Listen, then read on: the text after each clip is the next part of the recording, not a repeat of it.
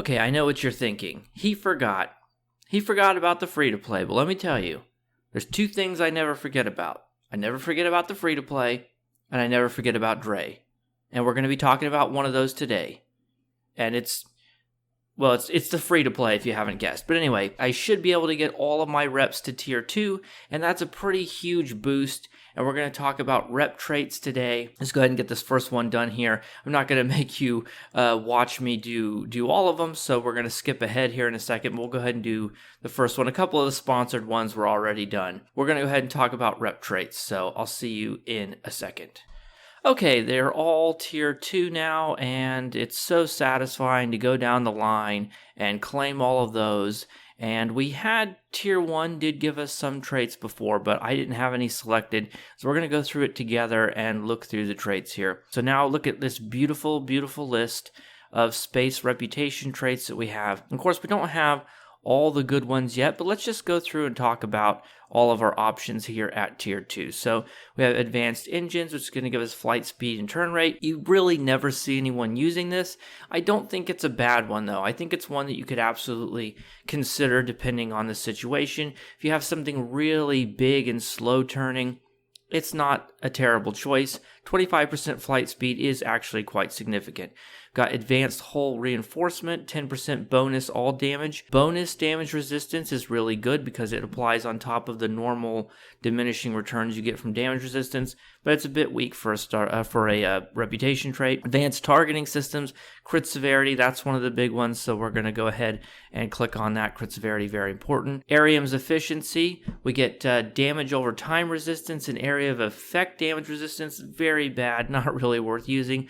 Chronocapacitor array is actually very, very good early on because it gives you bridge officer cooldown when you may not have it otherwise, especially if you can't afford something like Boimler or something like that. So we're going to go ahead and put it on for now. Crucial component redistribution, 20% bonus anti-proton damage resistance, 15 resistance rating and control effects, terrible. Diburnium impact lattice, 20 phaser resistance rating, 20 hold, knock, repel, disable. Yeah, that's awful. Energy refrequencer, very underrated trait. I know you don't see it a lot. Other people don't talk about it a lot, but especially if you're just playing casually, if you're doing energy weapons and a lot of the other stuff you'll see on YouTube, this is a very good heal. This is an extremely good heal. It's way, way better than like engineering team or ox to civ or any of those sorts of things. This is actually a significant heal that will help keep you alive, and it's passive, so it's very nice. We got enhanced armor pen. Armor pen's good, but 5 armor pen, not worth a trait slot here. Enhanced sensors. When activating a captain ability, 15% control and drain effectiveness. Absolutely not. We have way too many other ways to get that. Enhanced shield pen. Shield pen is very good. This is not a terrible trait here. Enhanced shield system, shield capacity. Again, it's a good effect, just not worth a trait slot. Evasive tactics. When affected by a root hold, disable, or repel,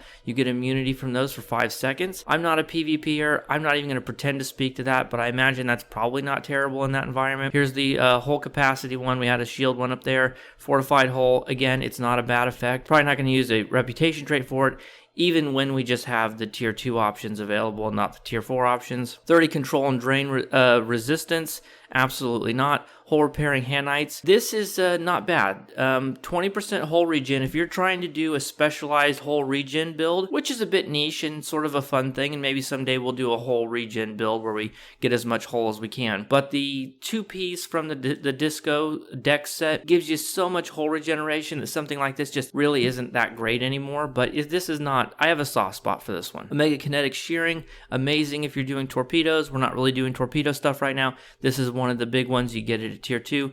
Particle generator amplifier, 5% bonus exotic damage. The fact that it's bonus is a big deal. This is very good if you're doing an exotic damage build. We're not, so we're not going to click it right now, but it's very, very good. Precision, crit chance, we're going to pick that up. Those are basically the two big ones. You get your crit chance and your crit severity from advanced targeting systems and precision. Saru's Grace, control powers, Saru, I don't know why I said Saru. Saru's Grace, control powers, add stacks to self damage and speed for 20 seconds max 10 stacks, so you could get up to 10% cat 1 damage and 10% speed. And control powers are something that people use a lot. It's not a bad trait, to be honest. I've never really used it, but it's not that bad. Servers are coming down soon, so we're going to need to hurry this up. Tactical precision, you get accuracy. This used to be more important. I think years ago there was more of an emphasis on trying to stack a lot of accuracy. That's really fallen by the wayside. Temporal flux dissipators, 30% all damage resistance for damage over time and hazard effects. No thank you. Torpedo pre-fire sequence. This is the other big one for torpedoes, is that you get 12.5% bonus torpedo damage. That's a huge buff. And then you get flight speed on your destructibles, which does help because they get to the target faster. They're less likely to get shot down and stuff like that. Unshaken Resolve, 75 armor pen for 5 seconds when attacking a target immune to damage. This could be good for PvP. That's the whole idea. These are the competitive ones, but no thank you. Velocity Attunators, I could pronounce these things. 20 physical damage resistance, 20 kinetic damage resistance. Absolutely not. I would take the bonus damage resistance over this any day. Some of these are just terrible.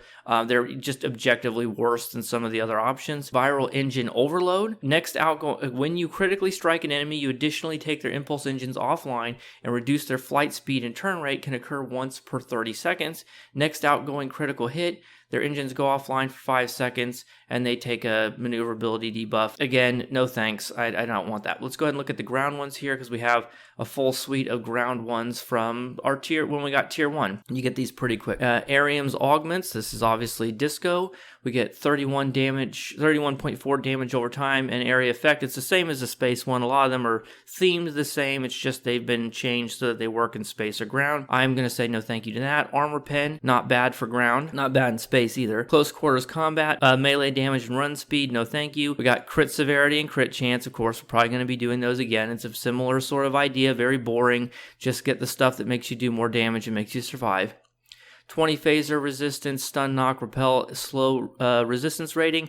I'm more inclined to pick something like this on the ground. I'm not actually going to take it, but I'm more inclined to pick something like this for the ground just because stuns, knocks, repels, all that stuff is more crippling on the ground than it is in space. Here we have Energized Nanites, which is sort of the energy refrequencer equivalent. Receive 5% of your outgoing damage as healing. Absolutely, we're going to take that. Enhanced Personal Shield. I'm tempted by this. We'll come back to it, but I think shield capacity is really good on the ground. Okay. And then we'll put a pin in it. Identify vulnerability. Ignores 7.5% of your target shields. That's pretty good. That's basically like shield pin. 10% health. I may just go for the health and shield. That's kind of boring, but let's look at the other stuff we have here. We do have 10 bonus all damage resistance. That's pretty good. We do have the crit chance. I don't think crit chance matters as much on the ground, just to be honest, because I feel like, especially since I'm playing on normal and when I go up to advanced difficulty, just not that big of a deal. We got Medical Nanites, gives you 40% hit point regen, which I think I kind of value more than actually having extra health. 10% bonus damage while aiming.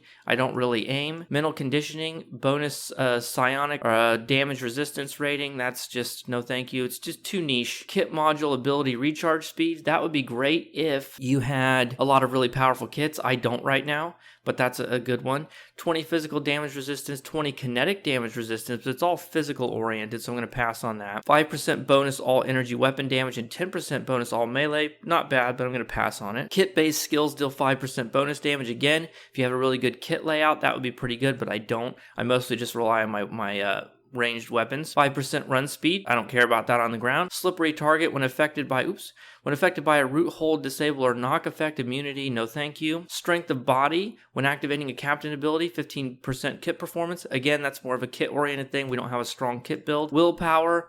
No thank you.